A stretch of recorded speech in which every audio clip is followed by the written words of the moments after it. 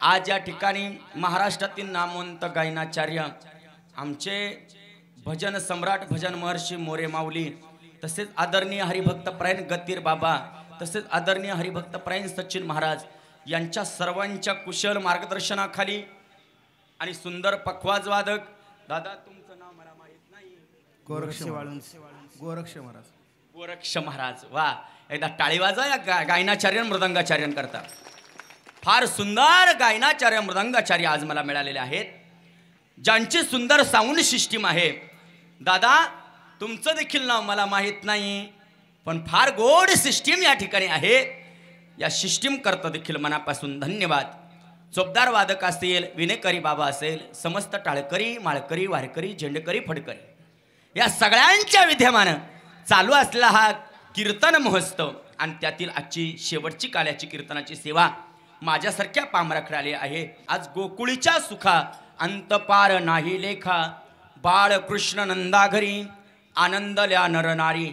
गवळणीमध्ये जगद्गुरु तुकाराम महाराजांनी गोकुळची अवस्था सांगितलेली आहे। गोकुळची अवस्था वर्णन करत असताना मला नेहमी एक प्रश्न पडतो का वारकरी संप्रदायामध्ये काला हा शेवटच्या दिवशी का घेतला जातो? जवळजवळ या सप्त्याला किती वर्ष झाले? झोपले काय तुम्ही? 32 वर्ष झाली, बरोबर की नाही? 32 वर्षांपासून कीर्तनाची परंपरा आहे। याचा अर्थ तुम्ही 32 काल्याची कीर्तन ऐकलेली आहेत। बरीचशी माणसं या ठिकाणी असतील, आमचे श्रीरंगदादा बोराडे असतील, या सगळ्यांनी 32 वर्षांपासून काल्याची कीर्तन ऐकली। मला खरं सांगा, काल्याचं कीर्तन हे शेवटी का घालतात बरं? वारकरी संप्रदायामध्ये काल्याचंच कीर्तन आणि काल्याच्याच कीर्तनानं सप्त्याची सांगता का करतात? झोपले काय तुम्ही? म्हणजे याचा अर्थ 32 वर्षाची 32 कीर्तन वाया गेली का? नाही। ऐका, काल्याचंच कीर्तन शेवटी का?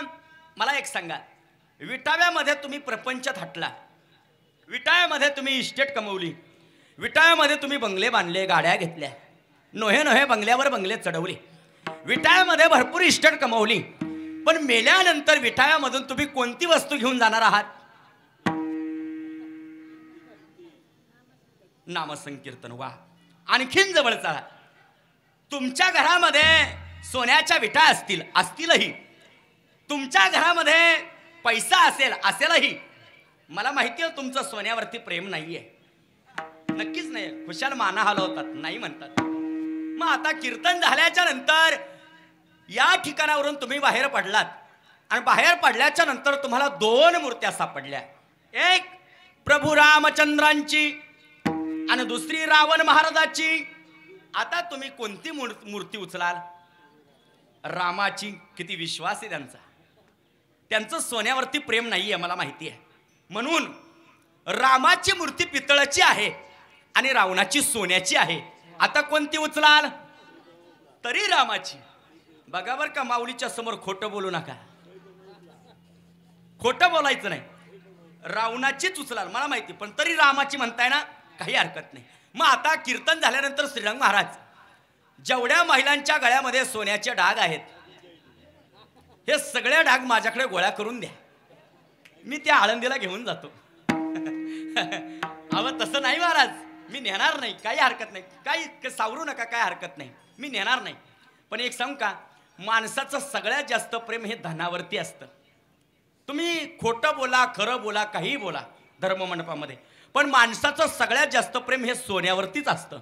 आणि म्हणून आमचे नामदेव महाराज काकड्यामध्ये सांगतात, धनदारा पुत्र जन, धनदारा पुत्र जन, बंधू सोय रे पेशून, बंधू सोय रे पेशून, सर्व मिथ्या हे जाणून, सर्व मिथ्या हे जाणून, आशरणारी घादेवासी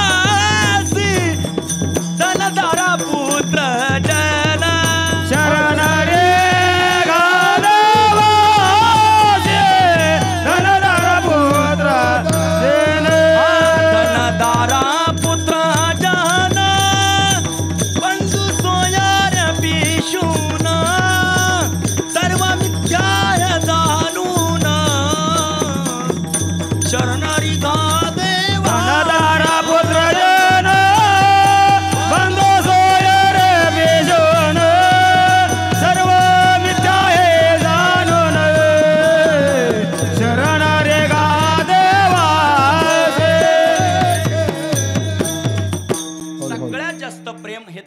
सत्य असतं. म्हणून नामदेव महाराज सांगतात धनावर प्रेम करू नका. आता ही गोष्ट मी तुमच्या पुढे का मांडली, कारण मेल्यानंतर तुम्ही संग काय घेऊन जाणार हा आपला प्रश्न आहे.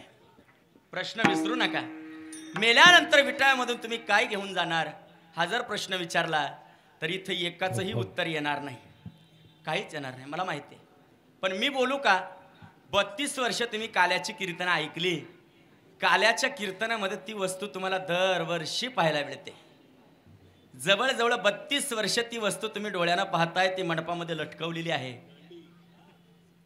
आणि हेच वस्तू तुम्ही विटाळ्यामधून स्मशानभूमीपर्यंत घेऊन जाणार आहे. झोपले काय तुम्ही? अजूनही करंट नाही लागला. आता सांगा कोणती वस्तू तुम्ही संग घेऊन जाणार? मातीचं मडकं. अहो कितीही इस्टेट कमवा तुम्ही जगवार गाडी घ्या, ऑडी गाडी घ्या, तुम्हाला गाडीमध्ये नाही नेणार महाराज. तुम्ही कितीही बंगले बांधा, तुम्हाला बंगल्यामध्ये नाही जाणार महाराज. मी एक सांगू तुम्हाला, खरं बोलू, माफी मागून बोलतो. जगातला कितीही श्रीमंत माणूस असला तरी त्याला पत्र्याखाली जाळतात. आणि पत्र्याखाली जाळताना त्याला एकच वस्तू सोबत नेतात घरून त्याच्या घरातली, आणि ती वस्तू म्हणजे हे मातीचं मडकं आहे. मला असं सांगायचंय का जर मातीचंच मडकं संग येणार असेल, म्हणून तर आमच्या संतांनी सप्त्याचा शेवट सुद्धा त्याच मडक्यानं केला. का त्याच मडक्यानं केला? त्याचं कारण आहे, हे मडकच आम्हाला 32 वर्ष झाले सावधान करतंय. सावधान, मी तुला न्यायला येणार आहे. सावधान. दरवर्षी ते काल्याच्या कीर्तनामध्ये येतं आणि दरवर्षी आपल्याला इशारा देऊन जातं. पण आता आमच्या मडक्याच्या लक्षात येत नाही, त्याला आम्ही काय करणार? काय करायचं सांगा महाराज? हेच मातीचं मडकं तुम्ही नीट पहा. हे उन्हाळ्यातही पहा, पावसाळ्यातही पहा आणि हिवाळ्यातही पहा. हे मातीचं मडकं सदा थंड असतं महाराज, बरोबर? ते उन्हाळ्यातही थंड असतं महाराज, ते पावसाळ्यातही थंड असतं महाराज, आणि ते हिवाळ्यात देखील थंड असतं. मातीचं मडकं हाडामासाच्या मडक्याला शिकवतं की राजा, माझी कालही माती आहे, माझी आजही माती आहे, आणि माझी उद्या देखील मातीच आहे. मग कशाला गरम राहायचं? मातीचं मडकं हाडामासाच्या मडक्याला शिकवतं, मग कशाला गरम राहायचं? पण आमचं मडकं गरम झाल्याशिवाय राहत नाही महाराज. आणि म्हणून ह्या मातीच्या मडक्यातून आम्हाला फार गोष्टी शिकण्याजोग्या आहे, फार गोष्टी, असंख्य गोष्टी आहेत. इकडं मेल्यानंतर माणसाच्या अंगावर काय फेकतात? 2-2 हजाराच्या नोटा, 500-500च्या नोटा, बरोबर ना? 500-500च्या नोटा नाही फेकत. आणि फेकत असेल तर मला बोलवा, मी गोळा करायला येतो. मग काय फेकतात? आमच्या इकडं मेल्यानंतर आमच्या इकडं लाया फेकतात, बरोबर की नाही? मेल्यानंतर माणसाच्या अंगावर लाया फेकतात. राम नाम सत्य है, राम नाम सत्य है. लायाच का फेकतात? कारण त्याच लाया आज काल्याच्या कीर्तनामध्ये येऊन सांगतात की तुझा शेवट करायला मीच येणार आहे. हे लक्षात ठेवा. हे काल्याचं कीर्तन शेवटी का 32 वर्ष तुम्ही ऐकलं नसेल ते आज तुमच्या हृदयावर कोरून ठेवा की मी काय सांगतोय. मेल्यानंतर याच लाया तुमच्या शेवटी येणार आहेत. तुमचा पैसा घरामध्येच राहणार आहे, तुमच्या अंगठ्या घरामध्येच राहणार आहे, तुमच्या गळ्यातले सोन्याचे दागिने गळ्यातच राहणार आहेत, नोही घरातच राहणार आहे. सुनबाई म्हणेल, मेली आत्या, आता आत्याला काय सोन्याचं करायचं? काढून घ्या दागिने, सगळे काढून घेतील, सगळं काढून घेतील. नव्हे हातातलं घड्याळ सुद्धा बांधून या देती यमाची हाते, भूषणे घेते काढून या, भूषणे घेते काढून या. यमाची हाते, भूषणे घेते काढून या, भूषणे घेते काढून या.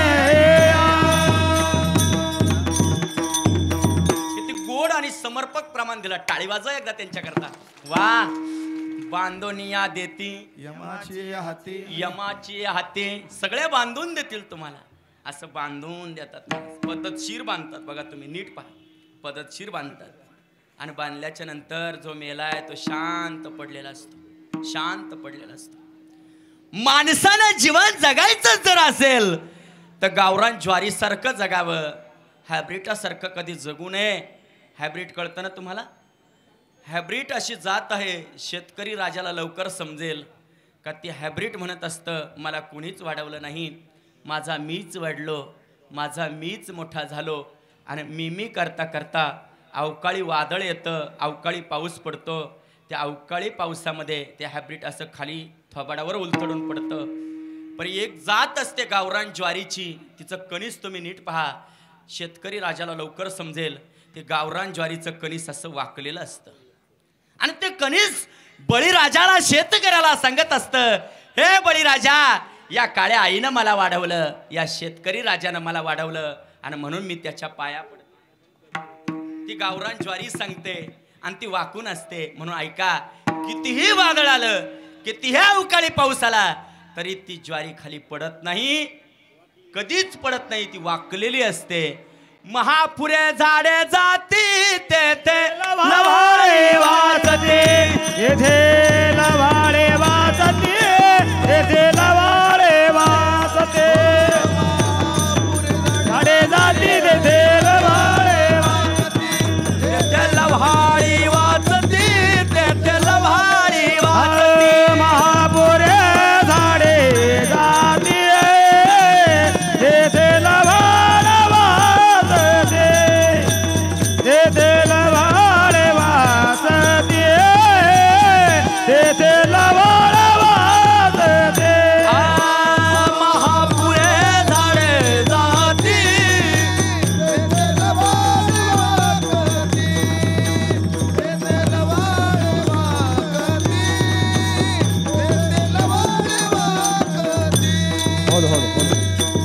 असंख्य झाडे त्या महापुरामध्ये वाहून जातात. पण ती लव्हाळी कायम वाचते का वाचते? कारण ती वाचते, ती वाकलेली असते. म्हणून भगवंताबद्दल सतत कृतज्ञ राहा आणि इतके कृतज्ञ राहा ज्याप्रमाणे गवळणी कृतज्ञ राहिल्या. नव्हे गवळणींसारखी भक्ती महाराज विश्वाच्या पाठीवरती कोणीच करणार नाही. गवळणी कोण आहेत? श्रुती आहेत महाराज. ज्या वेदगर्भीच्या श्रुती आहेत आणि एवढ्या परमभक्ती करतात का त्या गवळणी ज्यावेळेस सकाळी 8 वाजता नंद बाबाच्या वाड्याभोवती गोळा होतात, त्या वाड्याभोवती गोळा झालेल्या गवळणी ढसा रडतात. एवढ्या रडतात. नंद बाबानं गवळणींच्या डोळ्यामधले अश्रू पाहिले आणि नंद बाबाने विचारलं, का ग रडता तुम्ही? कशा करता रडता? किती आनंदाचा दिवस आहे, आपला कृष्ण या या गोकुळामध्ये आलेला आहे, तुम्ही का रडता ग? कशा करता रडता ग? नंद बाबाला त्या गवळणी सांगतात, बाबा, हा आनंद आमचा कायम टिकणार नाही आहे. आम्हाला माहिती आहे आमचा कान्हा आता कायमचा निघून जाणार आहे, आमचा कान्हा आम्हाला कायमचा सोडून जाणार आहे. कशा करता हा रथ आणलाय, हा क्रूर कशा करता आलाय, आम्हाला माहिती आहे. त्या गवळणी भांडतायत नंद बाबा संगे आणि नंद बाबा संगे नुसत्या भांडत नाही आहेत, त्या नंद बाबाला जा विचारतायत, बाबा सांगा ना, बाबा आम्ही कसं जीवन जगावं त्या कान्हा विना, आम्ही त्या कृष्णा विना कसं राहावं? नंद बाबाला त्या गवळणी विचारतायत. भगवान परमात्मा नेहमीसारखा आज दिसत नाहीये. भगवान परमात्मा आज जरा जास्तच नटलाय. भगवान परमात्म्यानं मुख कमलावरती हास्य आहे. भगवान परमात्म्याच्या मस्तकावरती सौभाग्याचं ते लेणं लावलेलं आहे, चंदनाचा टिळक लावलेला आहे, मकरकार कुंडला कानामध्ये आहेत. भगवान परमात्म्याच्या माथ्यावरती मयूराचा पंख आहे. मयूराचा पंखच नुसता शोभत नाही, भगवान परमात्म्याच्या कमरेला सुंदरपैकी कमरपट्टा लावलेला आहे आणि इतकं सुंदर पितांबर भगवान परमात्म्यानं आज परिधान केलेलं आहे. भगवान परमात्म्याला त्या भेटायला आलेल्या गवळणी सगळ्या भगवंताकडे पाहतायत, भगवंताची दृष्ट काढतायत आणि दृष्ट काढल्याच्या नंतर त्या गवळणी भगवान परमात्म्याला विचारतायत, भगवंता कशा करता एवढा सुंदर नटलास? तुला जर आम्हाला कायमच सोडून जायचं होतं तर तू कशाला या गोकुळामध्ये आलास? का आलास? तुला जर आम्हाला कायमच सोडून जायचं होतं तर कशाला या गोकुळामध्ये आलास? त्यावेळेस भगवान परमात्मा गवळणी संगे भांडतोय आणि गवळणींना विचारतोय, अगं गवळणींनो, मला माहिती आहे, मला याची कल्पना आहे का तुम्हाला फार दुःख होतंय, पण मला यदा यदा हि धर्मस्य ग्लानिर्भवति भारत अभ्युत्थानम धर्मस्य तदात्मानं सृजाम्यहम पवित्राणाय साधूनां विनाशाय च दुष्कृतां धर्म संस्थापनार्थाय संभवामि युगे युगे. युगे न युगे मला धर्माचं रक्षण करायचंय. मला जायला लागणार आहे, मला आज्ञा द्या. त्या गवळणी नंद बाबा संगे भांडतायत, त्या गवळणी यशोदा मैया संगे भांडतायत आणि यशोदा मैयाला विचारतायत का आमच्या कानाला जाऊ नको म्हणावं. भगवान परमात्मा मात्र कुणाचंच ऐकत नाहीये. अक्रूराला सांगतो, अक्रूरा रथामध्ये बस, रथावरती स्वार हो, आपल्याला जावं लागणार आहे, मथुरेला जायचंय. भगवान परमात्मा त्या रथामध्ये बसतात. रथ काही अंतरावरती पुढे गेलाय. अंतरावरती पुढे गेल्याच्या नंतर भगवान परमात्मा रथाला थांबवताय आणि थांबवल्याच्या नंतर अक्रूराला सांगतोय, अक्रूरा मला गोकुळामध्ये एक निरोप पोचवायचा आहे. म्हणे देवा मग तुम्ही कशाला जाता? मी जातो ना. सांगा काय निरोप आहे? माझ्या गोकुळच्या गवळणीला जाऊन सांग का तुमचा कान्हा कायमचा सोडून नाही जाणार, तो कधी ना कधी येणार आहे. आता कान्हा कायमचाच सोडून जाणार होता, तो परत गोकुळाला कधीच येणार नव्हता. सज्जन हो, ध्यान देऊन ऐका. भगवान परमात्मा गोकुळात एकदाच आला आणि जसा गोकुळातून गेला परत गोकुळामध्ये परत कधीच आला नाही, कधीच आला नाही. पण सांग माझ्या गवळणीला, खोटं बोल त्यांच्याशी, कारण काही वेळेला खोटं बोलावं लागतं. जर त्या गोष्टी मागे जर काहीतरी चांगलं होणार असेल तर खोटं बोलावंच लागतं. सांग माझ्या गवळणीला का एक ना एक दिवस तुमचा परमात्मा नक्की येईल, नक्की येईल. या एका आशेवरती माझ्या गवळणी जिवंत राहतील. आणि जर तू नाही सांगितलं तर माझ्या गवळणी जिवंत राहणारच नाही, त्या मरून जातील. आणि म्हणून अक्रूर त्या गोकुळामध्ये पुन्हा जातो. सज्जन हो, गोकुळामध्ये अक्रूर गेला ना, त्या टायमाला गवळणी मूर्छित होऊन पडलेल्या होत्या. काही काही गवळणी भगवान परमात्म्याच्या योगानं तळमळून तळमळून झोपल्या होत्या. रडून रडून त्या वृंदावनाची माती देखील भिजून गेली होती.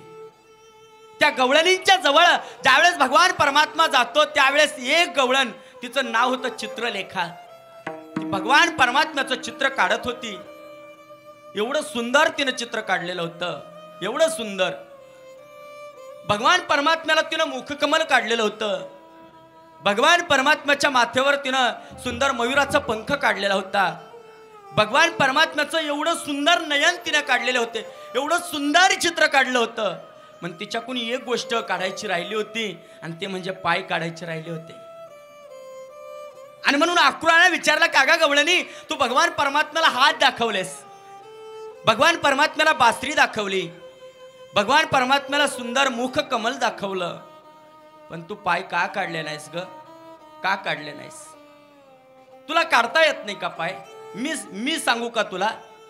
अक्रूरानं त्या गवळणीला विचारल्यानंतर ती चित्रलेखा वर्णन करते, देवा अक्रूरा, मला चित्र काढता येतं, मला भगवंताचे पायही काढता येतात, पण मी मुद्दाम काढले नाही. अगं पण का काढले नाहीस? मी पाय का काढले नाही? सज्जन हो, तुमच्या हृदयावरती हे उत्तर आयुष्यभर कोरून ठेवा. मी पाय का काढले नाही? कारण तुझ्यासारखा क्रूर अक्रूर पुन्हा येऊ नये आणि माझ्या चित्राला घेऊन जाऊ नये म्हणून चित्रातल्या कानाला मी पायच काढले नाही. हे गवळणीचं दिलेलं उत्तर आहे. याला परमभक्ती म्हणतात. एवढी पवित्र भक्ती भगवान परमात्म्याची त्या गवळणींची, का त्या भक्तीचं वर्णन युगानुयुगे जरी गायलं तरी कमी पडेल. एवढं श्रीमद भागवत एवढं पवित्र आहे महाराज. भागवतामध्ये काही काही प्रसंग फार गोड आहेत महाराज, एवढे गोड प्रसंग आहेत. काही काही प्रसंग ऐकण्याजोगे आहेत. ज्यावेळेस भगवान परमात्मा गोकुळामधून निघतो त्यावेळेस गवळणी जो आकांत करतात त्या गवळणीचं वर्णन नाथबाबांनी केलेलं आहे. गवळणा मनाती स्वदेशी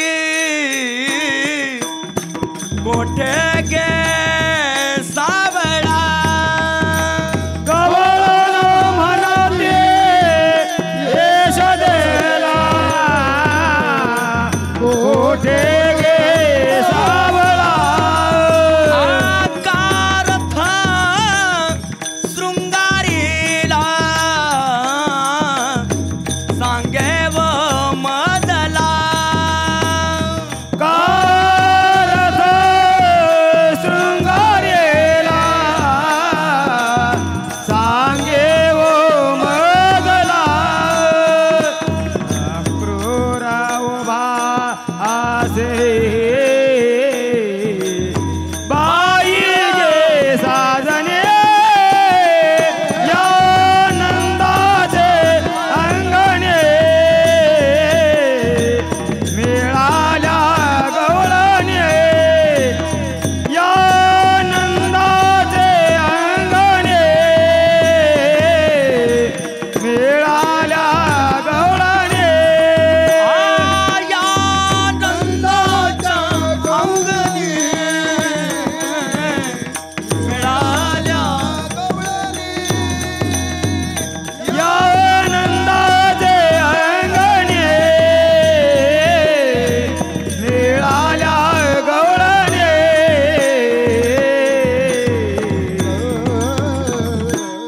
आता तुमचा आवाज आला पाहिजे हा अक्रूराम चांडाळा तुझ कोणी दाडिले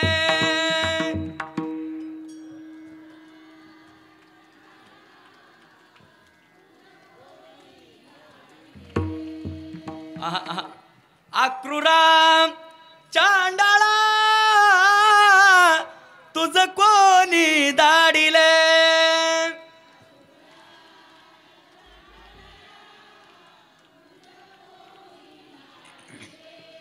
कावद करवाला वदीसी सकळा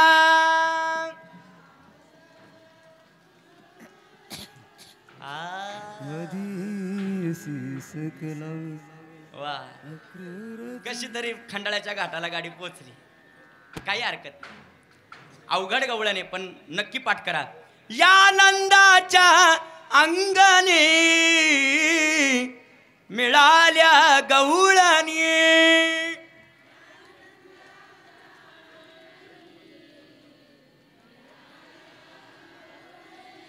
वा या विटाव्याच्या अंगणी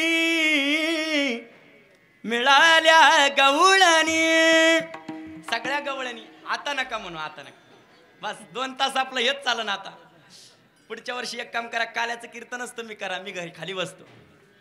वा एक सांगू का यात जो गोडवा आहे ना गवळणीमध्ये तो कशातच नाही महाराज. तुम्ही जर कधी दिंडीला चालल्या कधी जर भगवंताच्या गवळणी म्हणायला लागल्या तर गवळणी इतक्या गोड म्हणा इतक्या गोड गवळणी आहेत. काही काही गवळणी फार गोड आहेत आणि एकी जणीनं पुढे म्हणायचं एकी जणीनं मागं म्हणायचं. काही काही ओव्या किती गोड आहे पहा. जनाबाईच्या ओव्या किती गोड आहे पहा. ते तुम्हाला सहज म्हणता येतील. सुंदर माझे जाते ग फिरते बहुत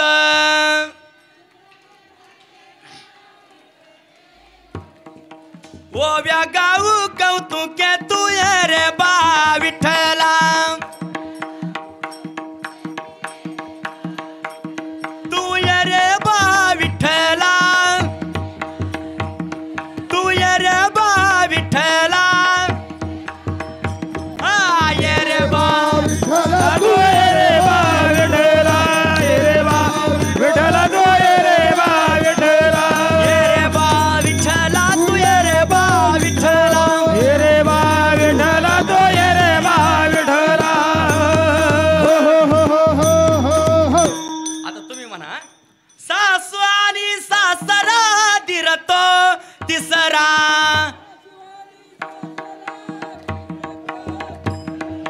सासू आणि सासरा दिरतो तिसरा ओव्या गाऊ भ्रातारा तू ये रे बा विठ्ठला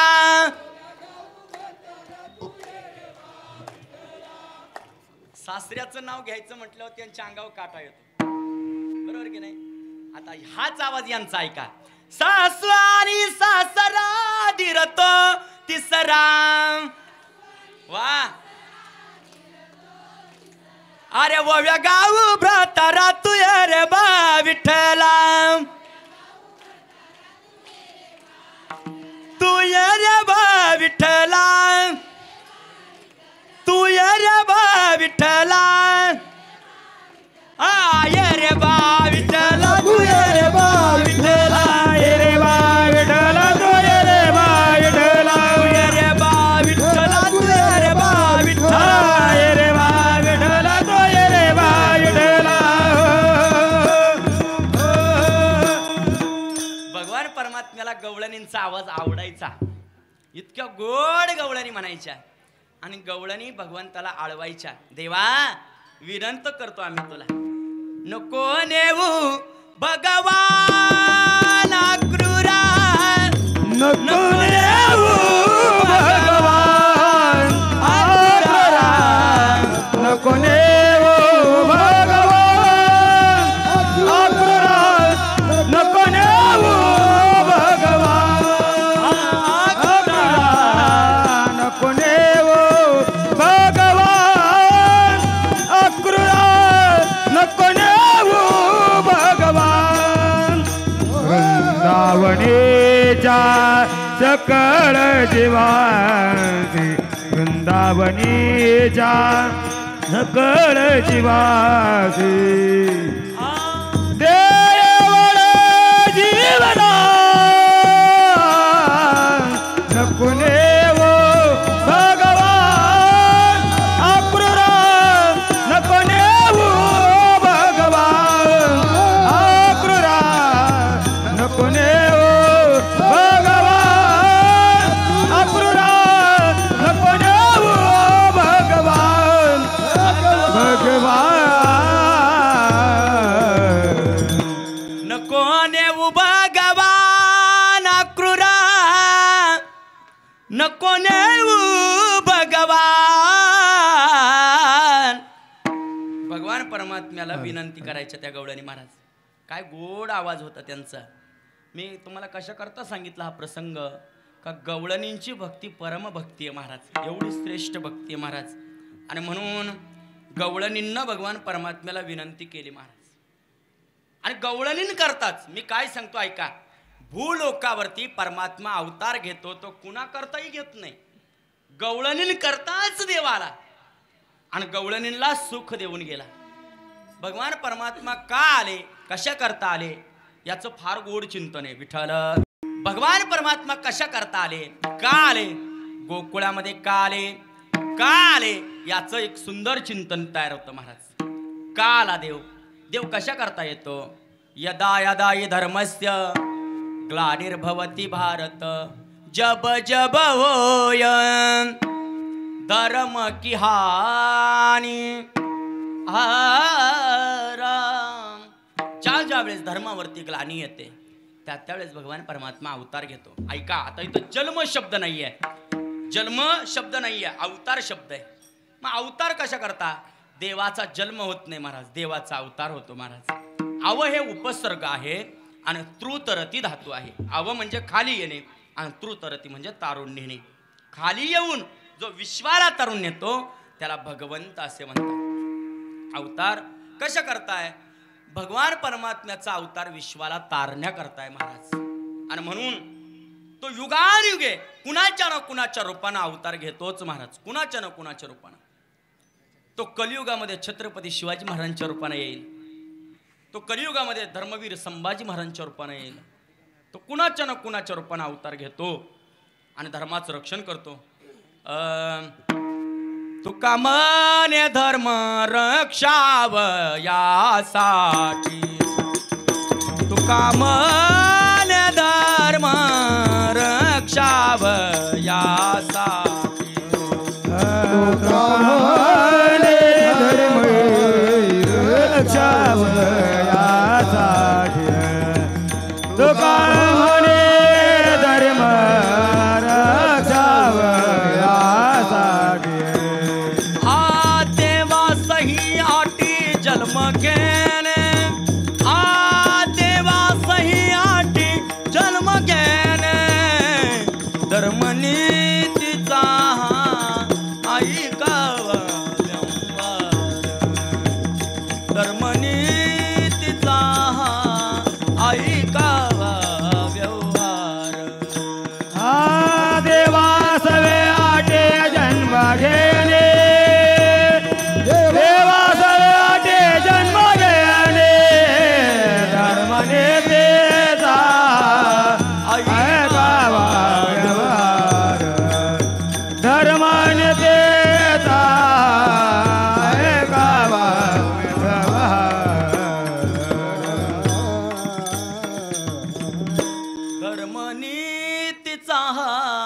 ऐकावा व्यवहार. महाराज मी इथे आमचे गुरुवर्य एक दृष्टांत सांगायचे पहा. भगवान परमात्मा अवतार घेतो कशा करता? धर्म नावाचा नवरदेव आणि नीती नावाची नवरी यांचं लग्न लावण्याकरता. आता काही मंडळी असतात बघा लग्न लावणारे माणसं आहेत नाही तर लग्न मोडणारे नको बरं का. लग्न मोडणारी माणसं खूप भेटतात, लग्न जमवणारी माणसं कमी असतात. मग ती लग्न जमवणारी जी मंडळी असतात त्याला मध्यस्थी म्हणतात. काय म्हणतात? मध्यस्थी. बरोबर की तुमचं ना आमचं सारखंच आहे. आमच्याकडे मेल्यावर जातात, तुमच्याकडे कसं काय? तुमच्याकडे ना आमच्याकडे सारखंच आहे बघा. म्हणजे मध्यस्थी असतात ते मध्यस्थी फार महत्वाचे असतात. आता इथे धर्म नावाचा नवरदेव आहे, ऐका मी काय सांगतोय, आणि नीती नावाची नवरी आहे. यांचं लग्न लावण्याकरता येतो परमात्मा. आता ऐका, एखादी ग्रामपंचायत असावी ग्रामपंचायत असावी आणि ग्रामपंचायतीमध्ये सगळ्यात महत्वाचं पद कोणतं असतं? माय झोपले काय तुम्ही? सरपंच. बरोबर की नाही? आणखीन खाली चला, ग्रामपंचायतीमध्ये म्हणजे भारतीय संविधानामध्ये आणखीन महत्वाचं पद ग्राम लेवलचं, आणखीन महत्वाचं पद कोणतं असतं ग्रामपंचायतमध्ये? ग्रामसेवक. बरोबर की नाही? आणखीन खाली या, ग्रामपंचायतीमध्ये आणखीन महत्वाचं पद कोणतं असतं? ग्रामपंचायत सदस्य. आणखीन खाली या, ग्रामपंचायतीमध्ये म्हणजे भारतीय संविधानातलं सर्वात शेवटचं पद कोणतं? तर ग्रामपंचायत शिपाई. बरोबर की नाही? आता दृष्टांत ध्यान देऊन ऐका, तुम्हाला गवळणीचं पहिलं चरण समजेल. मग ग्रामपंचायत शिपायाच्या मुलीचं लग्न असू द्या आणि त्या लग्नाकरता सगळ्या तालुक्यातून मंडळी येऊ द्या, सगळ्या तालुक्यातून मंडळी येऊ द्या. सगळी मंडळी गोळा झाल्यानंतर त्या लग्न मंडपामध्ये ब्राह्मण काका आलेले आहेत आणि काकांनी सुंदरपैकी प्रत्येकाला अक्षदा वाटलेल्या आहेत. अक्षदा वाटल्याच्या नंतर काका म्हणे अंतरपाठ धरायचा का? वराडी मंडळी म्हटली हो. मग मंगळाष्टका चालू करायच्या का? वराडी मंडळी म्हटली हो. आणि मग काकाने मंगलाष्टका चालू केल्या. स्वस्ती स्त्री गणनायकम गजमुख मोरेश्वर, अशाच मंगलाष्टका म्हणतात ना इकडे. सिद्धितम शुभ मंगल सावधान सावधान मंगलाष्टका म्हटल्या आणि शेवटची मंगलाष्टका जवळ आली. आली लग्न गटी समीप नवरा घेवनिया. काय म्हणतात पुढे? वागरा नवरदेव आला आणि नवरदेव आल्याच्या नंतर त्या ठिकाणी मंगलाष्टका झाल्या आणि शेवटची मंगलाष्टका चालू होती आणि अचानक 10-12 काळ्या गाड्या आल्या, काळ्या रंगाच्या. मग काळ्या रंगाच्या गाड्या आल्याच्या नंतर त्या गाड्यांमध्ये काही बाउन्सर उतरले. प्रत्येकाच्या हातामध्ये रायफली होत्या, बंदुका होत्या आणि त्याच्यामध्ये एका मधल्या गाडीमधून, एका लाल दिव्याच्या गाडीमधून एक कोटावाले साहेब खाली उतरले. ऐका मी काय सांगतोय. त्यांच्या डोळ्याला चष्मा होता, काळा चष्मा होता आणि ते साहेब खाली उतरले. ते साहेब कोण होते तुम्हाला फक्त करंट देऊन जातो. मेरे प्यारो देशवासियों, आज रात 12 बजे 500 और 1000 की नोट बंद हो. कोण उतरलं? पंतप्रधान. कुणाच्या लग्नाला? अहो ग्रामपंचायत शिपायाच्या मुलीच्या लग्नाला. पहा मी काय सांगतोय, तुम्हाला सगळ्यांना हसू आलं. का हसू आलं? अहो ग्रामपंचायत शिपायाच्या मुलीच्या लग्नाला कुठं प्रधानमंत्री येत असतात का? सहज प्रश्न पडतो.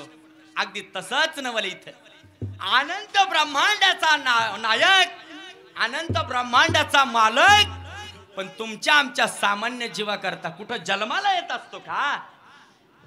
पण हे आलाय महाराज, आला आणि नुसता आला नाही तर अनंत ब्रह्मांडामध्ये सर्वात मोठा चमत्कार घडवला. काय चमत्कार आहे?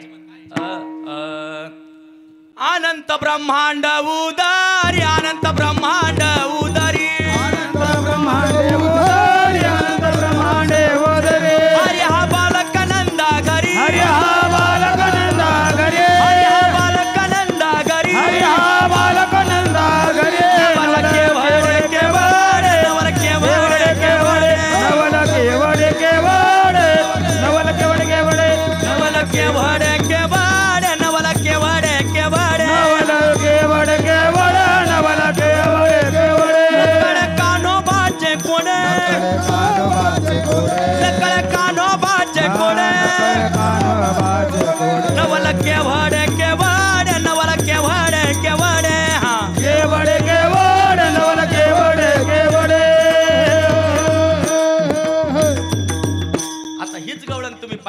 म्हणायची. अनंत ब्रह्मांड उदारी हरी हा बालक नंद घरी. नवल केवडे केवडे नवल केवडे केवडे नवल केवडे केवडे नकळे कानोबाचे कोडे. आता हे जसं चमत्कार आहे नामदेव महाराज सांगतात तसाच चमत्कार गोकुळामध्ये झालेला आहे बरं का. गोकुळामध्ये काय झालं महाराज? गोकुळामध्ये अनंत ब्रह्मांडाचा मालक आला महाराज. आणि आल्याच्या नंतर तो साधा सोपा नाही आला. तुम्ही नीट पहा. तो पहिल्यांदा मथुरेत आला आणि मथुरेत आल्याच्या नंतर 8 वर्षाची मूर्ती प्रकट झाली. आणि 8 वर्षाची मूर्ती प्रकट झाल्याच्या नंतर त्या ठिकाणी ती 8 वर्षाची मुलगी देवकी मातेला कवटाळते महाराज. आणि देवकी मातेला कवटाळल्याच्या नंतर देवकी माता ढसाढसा रडायला लागली. जगाच्या पाठीवरती हा एकमेव देव असा आहे. मी काय सांगतो ऐका. एखाद्या आईला मुलगा झाल्याच्या नंतर आनंद होतो का दुःख होतं? आनंद होतो का दुःख होतं? आनंद होतो. पण गोकुळामध्ये किंवा मथुरेमध्ये आनंद नाही झाला. मथुरेमध्ये आनंद नाही झाला. मग मथुरेमध्ये दुःख झालं. आता दुःख का झालं ऐका. ज्यावेळेस भगवान परमात्मा आले त्यावेळेस त्या देवकी मातेनं देवाला कवटाळलं. आणि कवटाळल्याच्या नंतर देवकी माता भगवंताला म्हणायला लागले, देवा जगाच्या पाठीवरती मी ही अभागी आई आहे. एक मुलगा जन्माला आल्याच्या नंतर आईला आनंद व्हायला पाहिजे, पण ती आई रडायला लागली. आणि एवढी रडायला लागली का ती आई भगवान परमात्म्याला म्हणते, देवा तू कशाला आलास रे माझ्या पोटी? अरे जगाच्या पाठीवरती मी अशी आई आहे का मी तुला ना दूध पाजू शकत ना तुझा सांभाळ करू शकत. कशा करता आलास रे देवा? भगवान परमात्मा आणि देवकी माता ढसाढसा रडले महाराज. ऐका. वसुदेवजी भगवान परमात्म्याला पाठीमागे ओढतायत आणि भगवान परमात्मा मात्र देवकीला कवटाळतो. कवटाळून मिठी मारतो. भगवान परमात्म्याला देवकी माता समजावते, देवा जगाच्या पाठीवरती मी अशी आई आहे का तुझा मी कधीच सांभाळ करू शकत नाही. पण जन्मांतराच्या पुण्याने तू माझ्या पोटी आलास ना, तर माझी एकच इच्छा आहे का देवा तुला फक्त दूध पाजायची इच्छा आहे. भगवान परमात्म्याला मांडीवरती घेतलं. एक आई होती महाराज ती. आणि मांडीवरती घेतलं आणि दूध पाजायला लागली. तेवढ्यात कुणाचा तरी द्वारपालाचा आवाज आला आणि तो द्वारपाल म्हणतोय, जागते रहो. आवाज आला आणि देवकी मातेने भगवान परमात्म्याला लोटून दिलं. ऐका. आईचं महत्व आणि वडिलांचं महत्व काय असतं ना, हे भगवान कृष्णाला विचारा, तो तुम्हाला नक्की सांगेल. दादा याच्यातल्या जेवढ्या माझ्या माता भगिनी आहेत ना, या सगळ्या माता भगिनी तुम्ही एक ना एक दिवस तुमच्या आईचा तुमच्या वडिलांचा निरोप घेतलाय. ज्या दिवशी तुम्ही त्या लग्न मंडपातून बाहेर पडता त्या दिवशी तुमच्या आईच्या डोळ्यामध्ये अश्रू येतात. तुमची जन्मदात्या आई कधी कुणासमोर रडली नसेल. तुमचा जन्मदाता गरीब बाप, फाटका धोतर असलेला बाप, फाटका वेश घातलेला बाप कधी कुणासमोर रडला नसेल. पण लग्न मंडपामध्ये तो ढसाढसा रडतो. तुम्हाला माहितीये का तो का रडतो? कधी त्याच्या अश्रूंचा तुम्ही विचार केलाय का? अरे माझा पहाडासारखा बाप आज का रडतो? एवढ्या लग्न मंडपात एवढ्या पब्लिक समोर का रडतो? तो बाप एकाच गोष्टीमुळे रडतो. त्याला वाटतं की माझी मुलगी मला एवढी जड झाली का मी तिला आयुष्यभर सांभाळू शकत नाही. मी आयुष्यभर तिला सांभाळू शकत नाही. एवढी जड झाली. तो त्या मुलीच्या जवळ जातो, तिच्या डोळ्यातले अश्रू पुसतो आणि अश्रू पुसून त्या मुलीला सांगत असतो, बाळा मी कधी ना कधी मरेल या विटाव्यामध्ये, माझी अंतयात्रा निघेल. पण एक खरं सांगू का, आज तू मला सोडून चाललीस ना, तर आजच माझा मृत्यू झालाय असं समज. असं समज. मी कधी ना कधी मरणारच आहे बाळा. आज नाही तर उद्या मरणार आहे, उद्या नाही तर परवा मरणार आहे, असं तू समज का आजच तुझा बाप मेला तुझ्यासाठी. आणि चालती हो वाटेला. बाप बळच त्या मुलीला पुढे ढकलतो, लग्नाच्या पाठीमागे जातो, मंडपाच्या पाठीमागे जातो आणि एका बांबूला टेकून उभा राहणारा बाप ढसा ढसा रडतो. महिलांनो, तुम्ही त्या बापाच्या डोळ्यातले अश्रू नीट पहा. लग्न मंडपामध्ये तो बाप एवढा रडतो, तो मुलीच्या देखता रडत नाही, हंबरडा फोडून रडतो, पण मंडपाच्या पाठीमागे जाऊन रडतो. माझ्या बाळाला दुःख होईल, माझ्या बाळाला जाताना मला रडवत पाठवायचं नाही. आणि तो मुलीला गाडीमध्ये जाऊन बसवतो आणि गाडीमध्ये बसल्याच्या नंतर त्या मुलीच्या हातावरती काही पैसे देत असतो आणि त्या मुलीला सांगत असतो, बाळा तू सासरी गेल्याच्या नंतर एवढे थोडेसे पैसे आहेत ना, हे तू घेऊन जा आणि तुला भूक लागल्याच्या नंतर काहीतरी घेऊन खा. त्याला संपूर्ण आयुष्य त्या मुलीचं डोळ्यासमोर उभं राहतं आणि जसं आयुष्य त्याला आठवतं तसं त्याला डोळे भरून येतात. कधी कोणासमोर न झुकलेला बाप त्या दिवशी ढसा रडतो. त्या बापाच्या डोळ्यातले अश्रू कधीतरी समजून घ्या सज्जन हो. त्या बापाच्या अश्रूंची किंमत तुम्हाला समजेल. तो रडणारा बाप मुलीला सांगत असतो, बाळा माझ्या घरामध्ये राहत असताना तुला जर काही कमी पडलं असेल, तुला एखादी गोष्ट कमी पडली असेल तर मला या गरीब बापाला माफ कर. आणि तू चाललीस ना, तू राजाची राणी झालीस ग, फार श्रीमंताच्या घरात चाललीस, त्या सासू सासऱ्यांना कधी वाईट बोलू नको. मेलो ग बाळा मी तुझ्यासाठी आज. बाप मुलीला त्या दिवशी बोलवतो आणि त्या लग्न मंडपातून काढून देतो. माता भगिनींनो, तो बाप कधीच कुणाला समजत नाही. तो बाप माझ्या मथुरेमध्ये असणाऱ्या कृष्णाला कळला. भगवान परमात्म्यानं वसुदेवाला सांगितलं, देवा तुम्ही रडत बसू नका, मला माहिती आहे माझ्या आईला माझ्या वडिलांना माझी किंमत आहे, मला फक्त पाठीमध्ये घ्या आणि त्या नंदाच्या घराला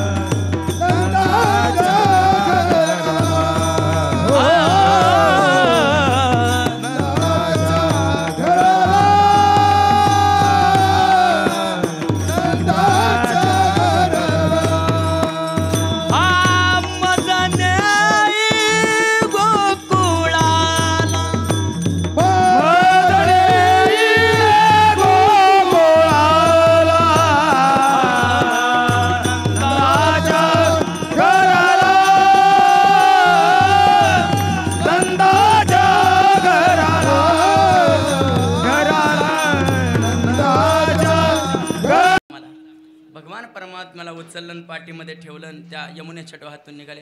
तसे तसे वसुदेवजी बुडायला लागले. भगवान परमात्म्यानं पाहिलं आणि यमुना माईला आज्ञा केली. यमुना माईला, ऐका, जगातला प्रत्येक बाप स्वतःला बुडवून घेतो महाराज.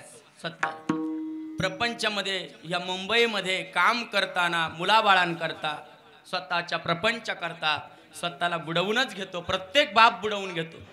पण प्रत्येक मुलाची एक जबाबदारी आहे की आपल्या बापाला वाचवलं पाहिजे. दुर्दैव आहे कलियुगाचं की मुलं बापाला वाचवत नाही महाराज, बापाला बुडवून देतात. पण भगवंत द्वापार युगातला आहे. भगवान परमात्म्यानं बापाला वाचवलं महाराज. हो, आणि वडिलांना वाचवण्याकरता यमुना माईला आज्ञा केली. ती यमुना माई अशी दुभंगली. भगवान परमात्मा गोकुळामध्ये पोहोचले. सगळ्या गोकुळात आनंद आहे. एवढा आनंद आहे, गोकुळातल्या गवळणीला म्हणायला लागल्या, गवळण सांगाती गवळणीला, गवळण सांगाती गवळणीला,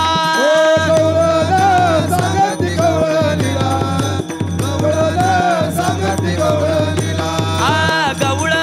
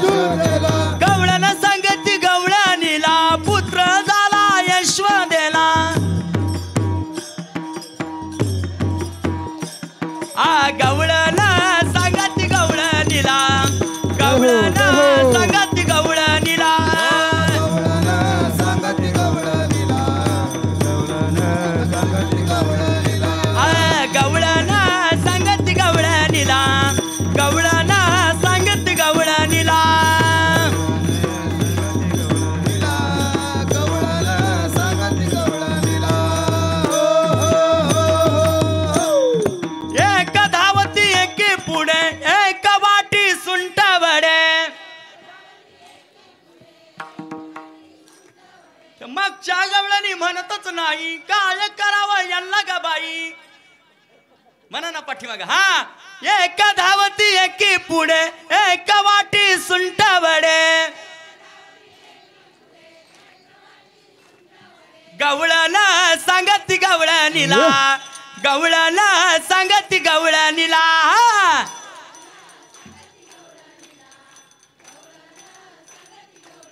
आव्हान भरोनिया ताटी नंदा घरी झाली दाटी.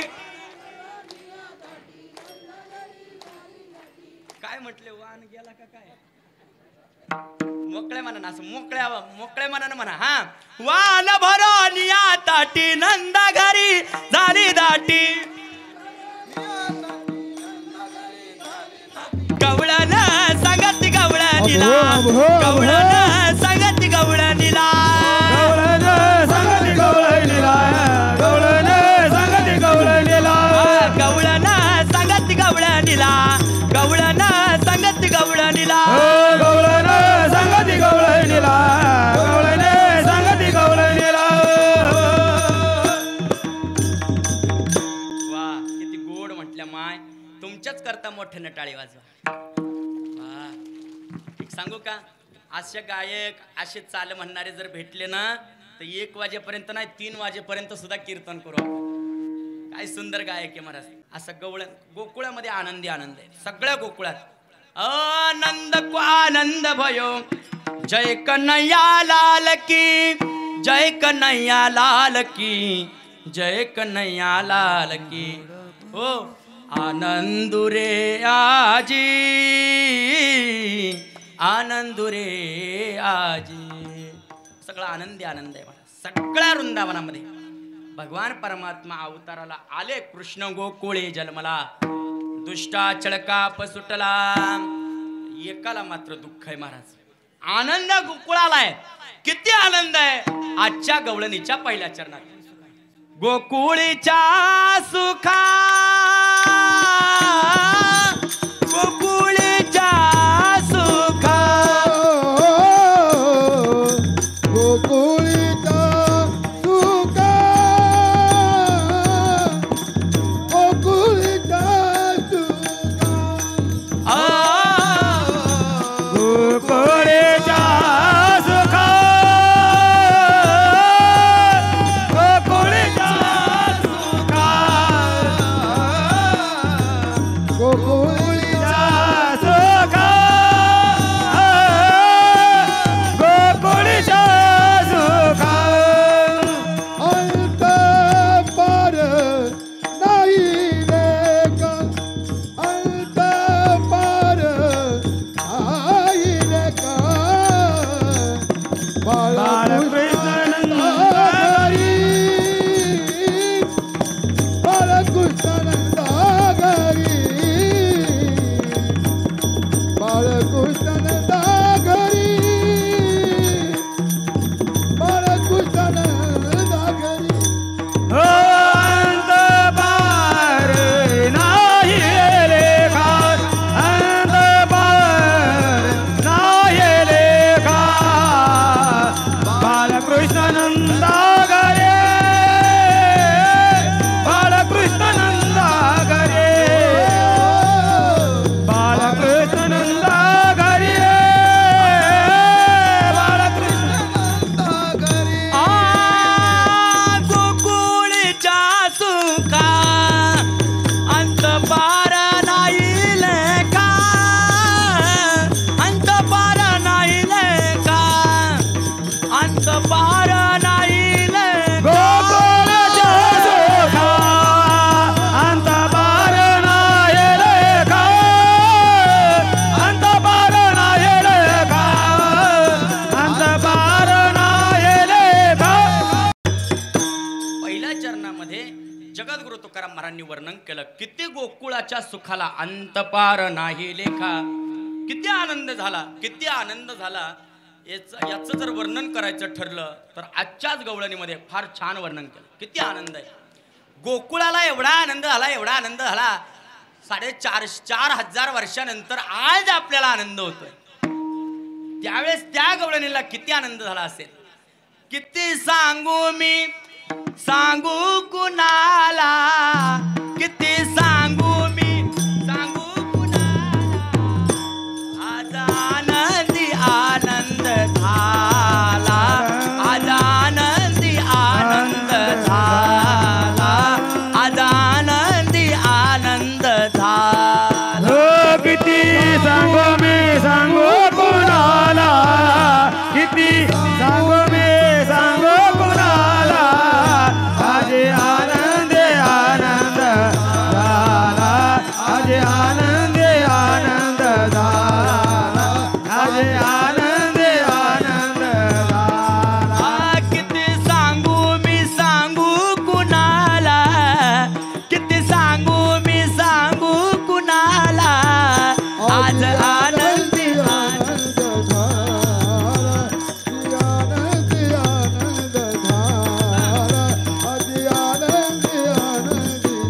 हो किती सांगू मी सांगू कुणाला किती सांगू मी सांगू कुणाला आज आनंद आनंद झाला आज आनंद आनंद झाला आज आनंद आनंद झाला रास खेळू चला रंग उधळू चला रास खेळू चला रंग उधळू चला रास खेळू चला रंग उधळू चला रास खेळू चला रंग उधळू चला आज आनंदी आनंद झाला किती सांगू मी किती सांगू मी सांगू कुणाला आज आनंदी आनंद झाला आज आनंदी आनंद झाला आज आनंदी आनंद झाला हो किती सांगू मी सांगू कुणाला किती सांगू मी सांगू कुणाला आज आनंद आनंद झाला आज आनंद आनंद झाला आज आनंद आनंद झाला बा माऊली तुकारा ज्ञानोबा माऊली तुकारा बा माऊली तुकारा ज्ञानोबा माऊली तुकारा ज्ञानोबा माऊली तुकाराम ज्ञानोबा माऊली तुकाराम ज्ञानोबा माऊली तुकाराम ज्ञानोबा माऊली तुकाराम ज्ञानोबा माऊली तुकाराम ज्ञानोबा माऊली तुकाराम ज्ञानोबा माऊली तुकाराम ज्ञानोबा माऊली तुकाराम ज्ञानोबा माऊली तुकाराम ज्ञानोबा माऊली तुकाराम ज्ञानोबा माऊली तुकाराम ज्ञानोबा माऊली तुकाराम ज्ञानोबा माऊली तुकाराम ज्ञानोबा माऊली तुकाराम ज्ञानोबा माऊली तुकाराम ज्ञानोबा माऊली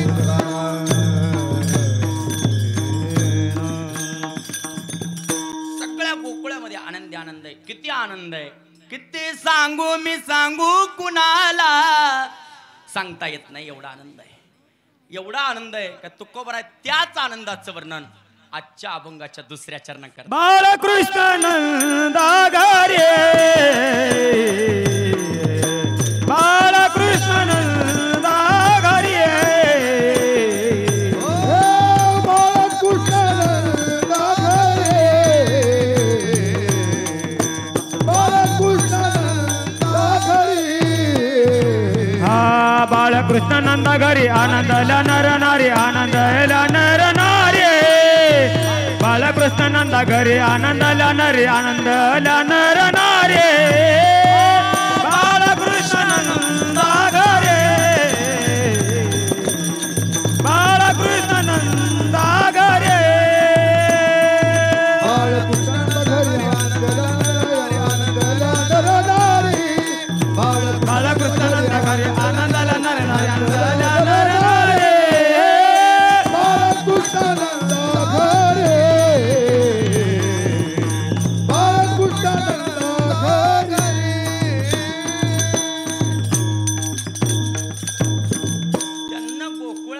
आनंद व्यक्त करत असताना काही प्रतीक लावले होते महाराज.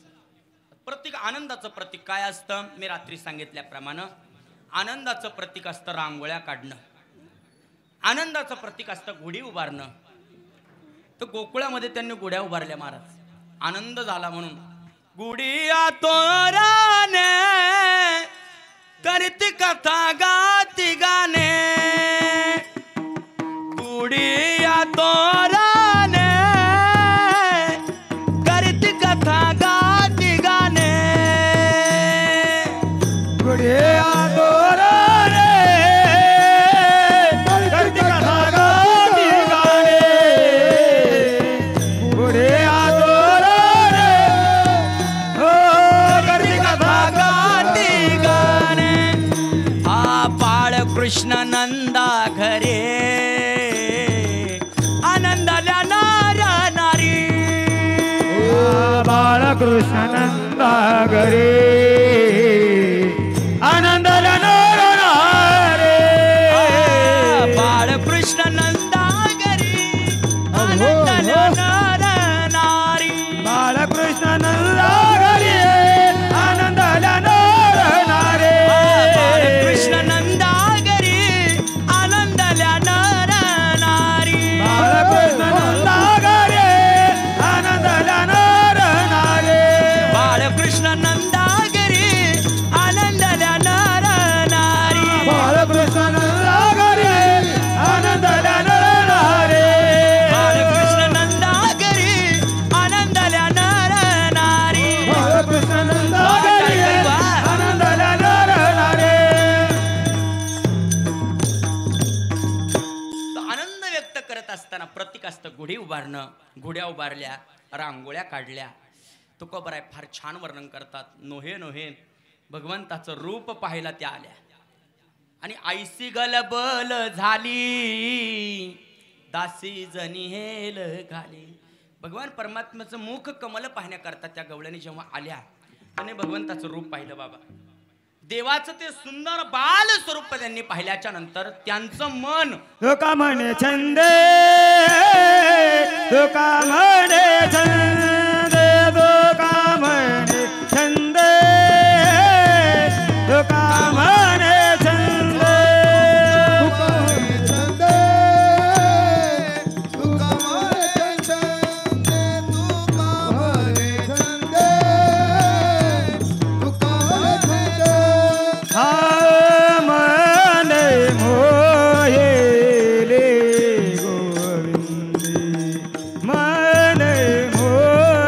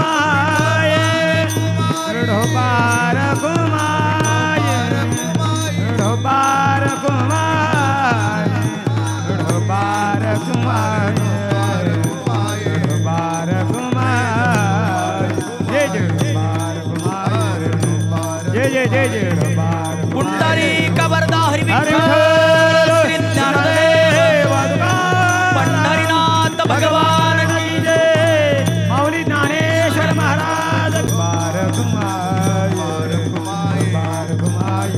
पुंडलिक वरदा हरी विठ्ठल श्री ज्ञानदेव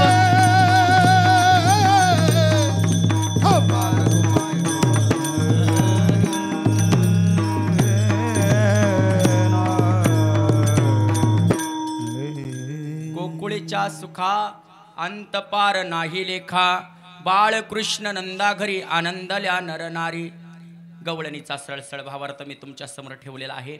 यथामती यथावकाश चिंतन मांडत असताना एखादा शब्द चुकीचा गेला असेल मायेच्या बापाच्या अंतःकरणानं मला माफ करा. मी काय कीर्तन करायला आलेलो नाही आहे. एक तुमचा मुलगा आहे. मी रात्रीच बोललो आत्ताही परत बोलतो की मी तुमचा मुलगा आहे आणि मुलगा हा ताटामध्ये जसा आई वडिलांच्या जेवतो तसं मी तुमच्याच ताटामध्ये जेवायला आलेलो आहे. जेवणही तुमचं आहे. घास भरवणारं लेकरूही तुमचं आहे. हा घास मुखामध्ये भरवत असताना एखादा शब्द चुकीचा गेला असेल कारण पायाच्या प्रसादे काही बोलिलो विनोदे पायाच्या प्रसादे विनोदाच्या भरामध्ये एखादा शब्द चुकीचा गेला असेल मायेच्या बापाच्या अंतःकरणानं मला माफ करा. जे काही बरोबर असेल ते माझ्या गुरुवर्यांचं, जे काही चुकीचं असेल तो माझा बुद्धीचा दोष. एखादं लेकरू जसं बोबडं बोलतं त्याप्रमाणे नातरी बालका बोबडा बोली का वाकुडा विचुका पावली ते चोज करून माऊली रिज जेवी या उक्तीप्रमाणे मी तुमच्या समोर हे कीर्तन मांडलं. जाता जाता वारकरी संप्रदायाचा नियम आहे.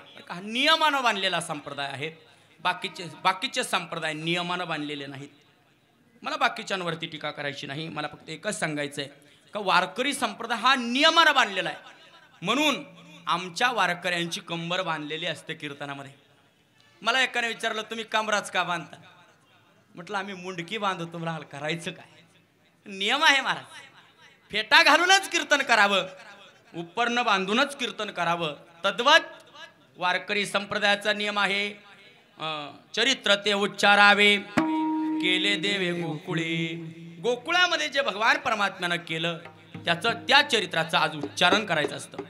उच्चारण करायचं, नुसतं उच्चारण करायचं. तुम्ही मला आचरण केलं तर नाही जमणार का.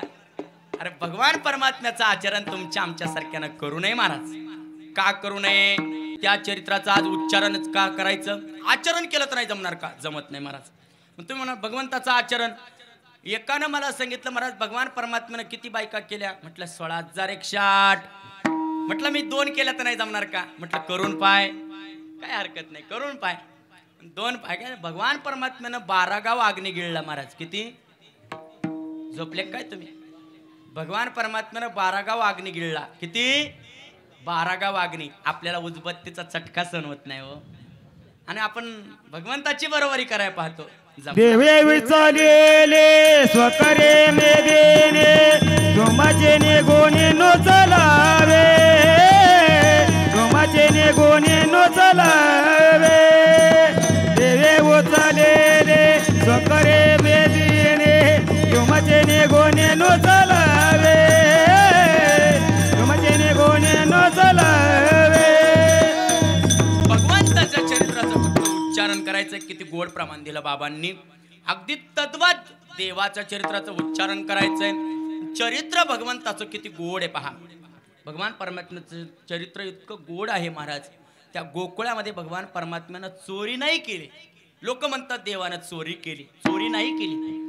देवाच्या घरी काय कमी होतं का म्हणून देवानं चोरी करावी. अरे तुमच्या सगळ्यांची इस्टेट जरी विकली तरी देवाच्या इस्टेटीची बरोबरी करणार नाही. देवाची इस्टेट मृत्यू लोकातली सांगतो मी. मृत्यू लोकातली इस्टेट भीमातिरी एक वसविला नगर त्याचे नाव पंढरपूर रे. तेथील मुकासी 4 भुजा त्यासी पहिल्या 16,000 रे. नाचत जाऊ त्याच्या गावारे खेळ्या सुख देईल बेसावारे. देवाची इष्टिट महाराज. राजा आहे तो. जंबू या द्वीपा माझी एक पंढरपूर गाव.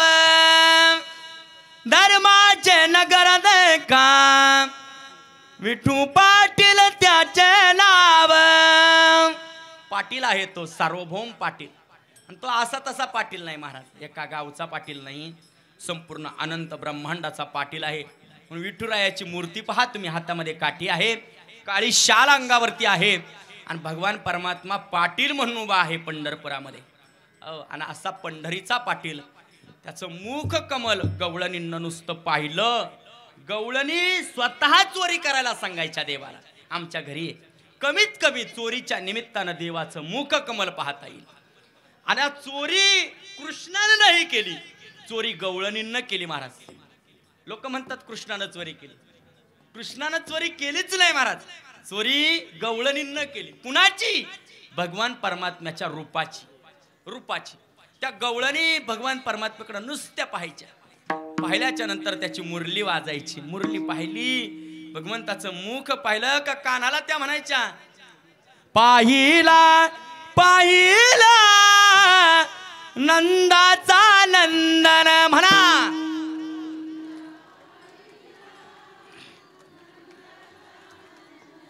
तेने वेदियले मन, तेने वेदियले मन, तेने वेदियले मन.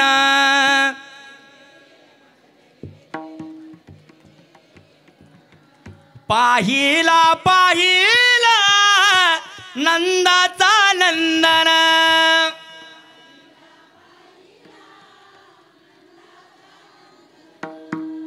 आता तुम्ही म्हणता ना, तुम्ही म्हणाल हे बाबा मा आमच्या माग का लागला असं म्हणा, तरी पण पाहिला पाहिला नंदाचा नंदन.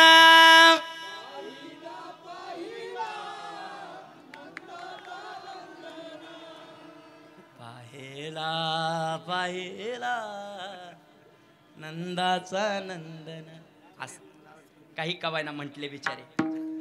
तेने वेदियले, तेने वेदियले, तेने वेदियले मन. त्या गवळणींचं मन त्या भगवान परमात्म्यानं चोरलं महाराज. नुसत्या पाहिजे मुरलीवाला मुरलीवाला मुरलीवाला मुरलीवाला मुरलीवाला मनमोहन. मुरलीवाला मुरलीवाला नंदाचा आलबेला. मुरलीवाला नंदाचा आलबेला. गवळणी म्हणतात, देवा तुझ्या करता आम्ही काय नाही केलं, तुझं रूप पाहण्याकरता, तुझ्या मुख कमलाचं दर्शन घेण्याकरता देवा काय नाही केलं आम्ही. मुळीच नव्हतं रे काना माझ्या मना, तुझ्यासाठी आले वना. अरे काना रे तुझ्यासाठी आले वना. अरे कृष्ण रे तुझ्यासाठी आले वना.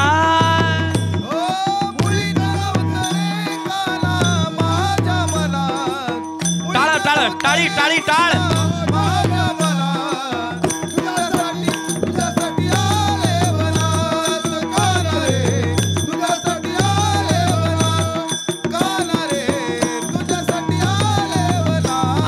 मुरली वाजावी तो कान कुंजवना. कुंजवना. मुरली वाजावी तो कान कुंजवना.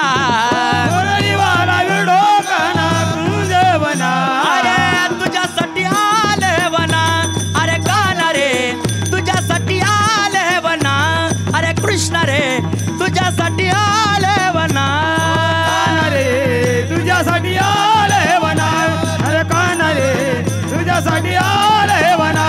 अरे काना रे तुझ्यासाठी आले वना.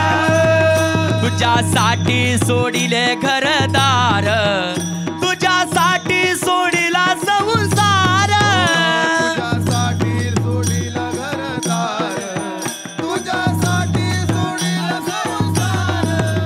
तुझ्यासाठी सोडिले घरदार, तुझ्यासाठी सोडिला संसार.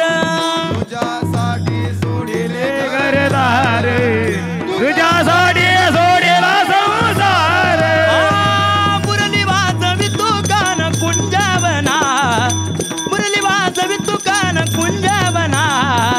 तुझ्यासाठी आले वना. काना रे तुझ्यासाठी आले वना. अरे काना रे तुझ्यासाठी आले वना.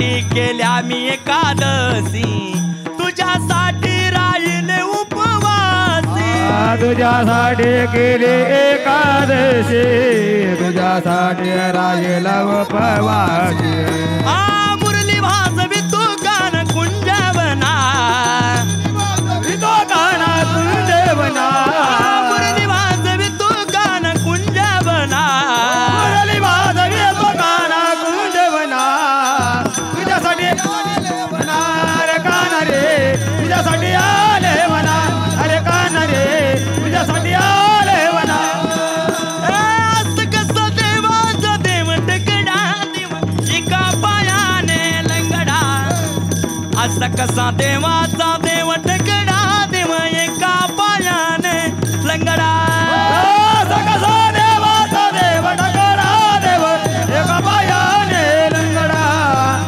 असा कसा देवाचा देव टकडा देव एका पायाने लंगडा गवळ्या घरी जातो दही दूध खातो गवळ्या घरी जातो दही दूध खातो गवळ्या घरी जातो दही दूध खातो गवळ्या घरी जातो दही दूध खातो करी दया दुधाचा रपडा करी दया दुधाचा रपडा करी दया दुधाचा रबडा करी दया दुधाचा रबडा असं कसं देवाचा देव एका पायाने लंगडा असा कसा देवाचा देव ढकडा देव एका पायाने लंगडा देव एका पायाने लंगडा देव एका पायाने लंगडा एका पायाने लंगडा देव एका पायाने लंगडा शिंकेची तोडीतो मणिकेची फोडीतो शिंकेची तोडीतो मणिकेची फोडीतो पाडी नवा नितांचा सडा असं कसं देवाचा देव देव एका पायाने लंगडा असा कसा देवाचा देव टकडा देव एका पायाने लंगडा देव टकडा देव एका पायाने लंगडा देव एका पायाने लंगडा या गोकुळामध्ये भगवान परमात्म्यानं काय काय खोड्या केला या गवळणीमध्ये वर्णन केलं शिंकेची तोडीतो मडक्याची फोडीतो पाडी नवनीतांचा सडा पाडी नवनीतांचा सडा असं कसा देवाचा देव ठकडा देव एका पायाने लंगडा देव एका पायाने लंगडा आणि मग नंद बाबाच्या घरी गाराने यायला लागले अरे यशोदे सांग तुझ्या कानाला अगं खोड्या करतो तो सांग त्याला समजावून यशोदा मैयानं माझ्या कानाला जवळ घेतलं आणि बोट मोडली माझा काना असा नाहीये माझा काना करूच शकत नाही बाळ सगुण बाळ सगुण गुणाचे दाणे ग बाळ सगुण गुणाचे दाणे बाळ सगुण गुणाचं तान ग बाळ सगुण गुणाचं तान बाळ दिसते गोजिरवाणे ग बाळ दिसते गोजिरवाणे हा काय सांगता गाराने गे गोकुळच्या नारी काय सांगता गाराने गे गोकुळच्या नारी काय सांगता गाराने ग गोकुळच्या नारी काय सांगता गाराने गे गोकुळच्या नारी अगं तुम्हाला काय लाज वाटते का नाही ग अगं माझं बाळ तसं नाही आहे माझं बाळ असं असूच शकत नाही ही आई आहे महाराज बाळ सगुण गुणाचं तान बाळ दिसतंय गोजिरवान काय सांगत गारान ग गोकुळच्या नारी तुम्ही 12 घरच्या 12 ग मुंबईच्या नारी काय आळ घेता माझ्या बाळावर अहो 12 वाजले महाराज आवरा ना आता भुका लागल्या आणि मग सगळ्या गोपाळांना सोबत घेतलं आणि कान्हा यमुनेच्या डोहावरती गेला डायरेक्ट गेला बरं यमुनेच्या डोहावरती गेल्याच्या नंतर सगळ्यांनी खेळ खेळले. आता खेळ कोणते खेळले? कोणते खेळ खेळले? हा, पिंगा, हमामा, हमामा बोरा, हमामा बोरा, हमामा बोरा, हमामा बोरा, ओ घुमरी वाजे घुमामा, वाजे घमामा, घुमरी वाजे घुमामा, ओ हमामा बोरा, हमामा बोरा, ओ हमामा बोरा, हमामा बोरा, हमामा. खेळत होता महाराज. पण ते खेळ अशा अलीकडच्या खेळांवर नव्हते, फुसके खेळ. ते खेळ मर्दानी खेळ होते महाराज. अलीकडचे खेळ फुसकेत महाराज. आता ही कबड्डी ना, कबड्डी कबड्डी कबड्डी कबड्डी कबड्डी कबड्डी म्हणतात की नाही लोक. कबड्डी खेळ नव्हताच मुळात. हा कबड्डी खेळाचं जुनं नाव होतं तुतू महाराज. आणि तो होतो तो खेळ इतका गोड होता महाराज का श्वास थांबेपर्यंत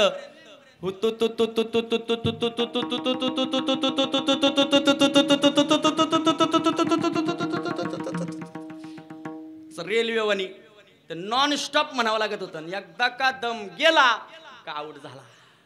असे खेळ खेळले महाराज. खेळत होता चेंडू फळी, चेंडू उडाला. सगळ्यांनी माय पाठी मग म्हणायचा, यमुना डोई बुडाला. खेळत होता चेंडू फळी, म्हणा चेंडू उडाला. यमुना डोई बुडाला. आगा गा गा गा यशवदे यशोदे तुझा काना यमुना डोई बुडाला. यशोदे तुझा काना यमुना डोई बुडाला.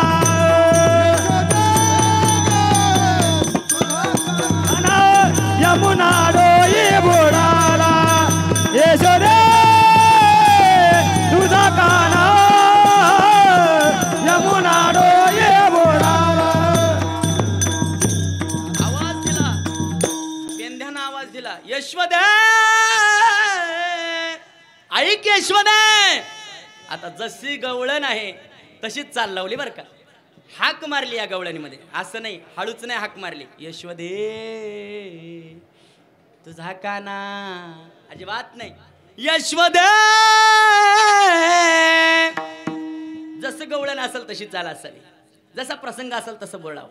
यशवदे यशवदे, अगं तुझा काना बुडाला ग. कान्हाला आवाज, यशोदेला आवाज दिला. यशोदा मैया पळत आल्या. अरे काय करत होता तुम्ही? खेळत होता विटी दांडू, खेळत होता विटी दांडू. हा विटी उडाली ना, यमुना डोई बुडाली ना. यशवदे तुझा काना यमुना डोई बुडाला. यशोदे तुझा काना यमुना डोई बुडाला. भगवान परमात्म्यानं त्या ठिकाणी कालिया मर्दन केलं. कालिया मर्दन माहिती आहे ना? कालिया मर्दन केलं आणि असे हातामध्ये बासरी असणारा देवडा चरणी वाजवित वेणू गोपिकार म्हणू स्वामी माझा, असा भगवान परमात्मा त्या कालियाच्या माथ्यावरती आला. ही एक लीला भगवान परमात्म्यानं त्या यमुनेच्या डोहावरती केली. आणि भगवान परमात्मा प्रकट झाल्याच्या नंतर पुंडलिक वरदा हरी विठ्ठल श्री ज्ञानदेव तुकाराम. भगवान परमात्म्यानं ना कुणाची जात पाहिली, ना कुणाचा धर्म पाहिला, ना कुणाची परिस्थिती पाहिली. कोण गरीब आहे, कोण श्रीमंत आहे, अजिबात विचार केला नाही. सगळ्या गोपाळांना गोळा केलं, सगळ्यांना गोलाकार बसवलं, कमळाकार बसवलं. आणि त्याच्यामध्ये लहान लहान गोपाळ पुढे घेतले, मोठे मोठे गोपाळ पाठीमागं लोटले. आजही लक्षात ठेवा, सगळ्या जातींनं, सगळ्या धर्मांनं एकत्र यावं हा आमच्या वारकरी संप्रदायाचा नियम आहे. भगवंतानं ना जात पाहिली ना कुळ पाहिलं, सगळ्या गोपाळांना तुला काय खायचंय, तुला काय खायचंय विचारलं आणि सगळ्यांना पोट भरून खायला घातलं. आजी देतो पोट भरी पुरे म्हणाल तोवरी. आणि मग पोट भरून खायला घातल्याच्या नंतर तो काला गोकुळामध्ये संपन्न झाला. तोच काला आज आपल्या विटाव्यामध्ये संपन्न होत आहे. पुंडलिक वरदा हरी विठ्ठल, श्री ज्ञानदेव तुकाराम पंढरीनाथ गोपाल कृष्ण भगवान की जय. ज्ञानेश्वर माऊली ज्ञानराज माऊली तुकाराम. झालेली सेवा माऊलींच्या चरणी अर्पण करतो. जाता जाता सगळ्याला एक विनंती करतो, आपल्या मुलांना चांगले संस्कार द्या.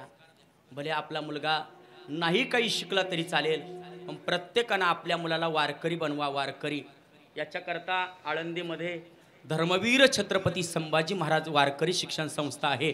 मी काय सांगतो ध्यान देऊन फक्त 2च मिनटं ऐका.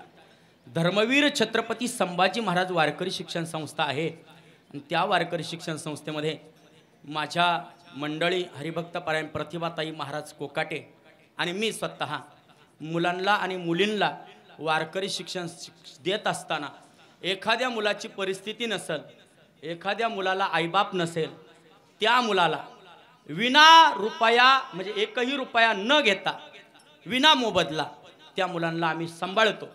आणि ज्या मुलाला आईवडील आहेत अशाही मुलांना आम्ही सांभाळतो. आज जवळजवळ 40-50 मुलं मुली आहेत, शिक्षण घेत आहेत. आपला मुलगा चांगला काहीतरी घडला पाहिजे. आपुल्या हिता जो असे जागता, धन्य माता पिता तयाचिया, कुळी कन्या पुत्र होती जे सात्विक तयाचा हरिक वाटे देवा. या न्यायाप्रमाणे आपल्या मुलांना चांगले संस्कार द्या, त्यांना धर्माचं रक्षण करता बनवा.